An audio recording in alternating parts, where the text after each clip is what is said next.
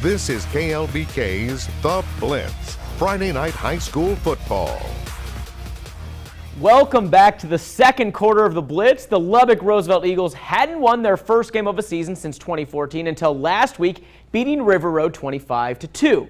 Well, in week 2, the new home Leopards come to town after scoring 51 themselves in week 1. First drive, Jacob Torres runs it in to get Roosevelt on the board, and then something you'll see quite a bit tonight, Eagles' second possession, and it's Torres again weaving through the defense, running in his second touchdown.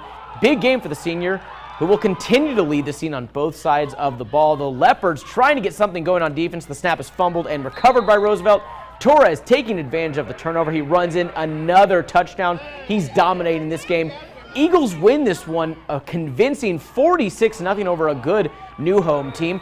Our Leah Doherty joins us live from ACUF from the game we just saw. And from what I can tell, Leah, it looks like you have a little special guest for us. I do, Ryan. That's right. I'm here with head Roosevelt football coach Matt Landers. Obviously a very impressive score tonight. It seemed that all we could talk about was Jacob Torres. Talk about his performance tonight. Yeah, Jacob, he's a special kid.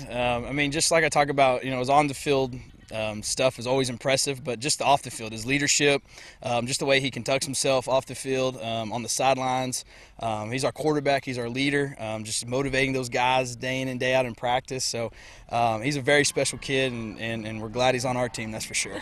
So. Was the game plan tonight just kind of get the ball in Torres' hand and let him run it in? That seemed to be what y'all were doing a lot.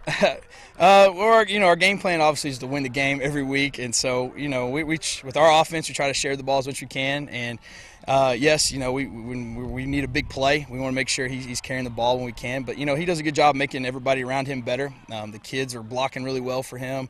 The offensive line's really coming off the ball, give them a lot of credit, and our A backs and our B backs with KT and Jonathan and Alex, they're really blocking for him as well, and so makes his job easier when he's got kids around him that can block like that. So. And next week y'all face Tahoka. Talk a little bit about what you're going to learn from this game heading into that. Yeah, Tahoka's a good team. I've been playing them now for a couple of years. Coach Overstreet, he's a great guy, and I know he's going to have his kids ready, and they're a really solid team. So we just got to clean up our turnovers and get us a kicker, hopefully, and get some extra points made. That's for sure. But other than that, we'll just get back. We'll enjoy it tonight, and then get back in the film room tomorrow and get it cleaned up. So. All right. Thanks so much, Coach. Ryan Roosevelt, 2-0 for the first time on the season since 2014. We'll go ahead and send it back to you in studio. All right. Thanks, Leah. Congratulations to Coach Landers. Now we head to Clyde as the Bulldogs host Roosevelt's main rival in the Idalou Wildcats. First quarter is 3-0 Idalou till Dylan Newman right there to Jacob Roberts. That's a 24-yard touchdown, 6-3 Clyde. Now Kelly Cook with a 23-yard rushing touchdown. This puts Idalou on top 10-6. They're not afraid of a little adversity, not up there at Idalou.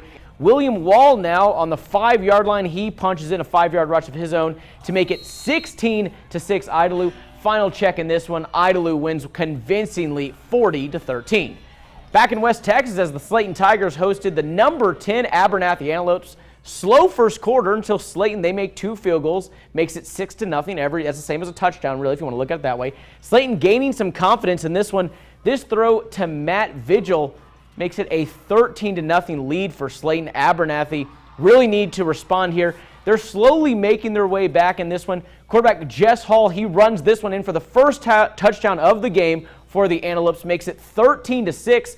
At the end of this one, though, Abernathy does come back to win this one 21-13. Really needed that win over Slayton. Now, Brownfield High School, where the Cubs did battle with the Tulia Hornets early in this one. Brownfield gets the offense going. This one through the air for a touchdown for Brownfield. Puts them up 7-0 in the offense. Maybe it'll be enough in this game. We go the other way now. Braden Franco, he's keeping the ball for Tulia. He scores. That ties the game up 7 apiece. But then Brownfield, they're going down the field. They have some issues handling the ball. Hayden Montgomery intercepts the ball for Tulia. Tulia gets another field goal here to make it 10-7. Doesn't sound like a lot, but it was enough in this one as Brownfield loses a close one to Tulia, 10-7. Now we'll look at a couple of other games around the area. Denver City beating Littlefield 28-14, the bounce back after their loss to Idalou last week. And Muleshoe, they lost a very close one to a good Sundown team last week, but they make a statement beating Lamesa 42-6. We're only halfway through though, so don't you go anywhere. The third quarter of the Blitz is next. Our 2A teams in action, possibly the best matchup of the week. Sundown hosting Sudan, and New Deal looks to follow up their impressive Week 1 performance with a top 10 matchup at Wellington. That and more next in the third quarter of the Blitz.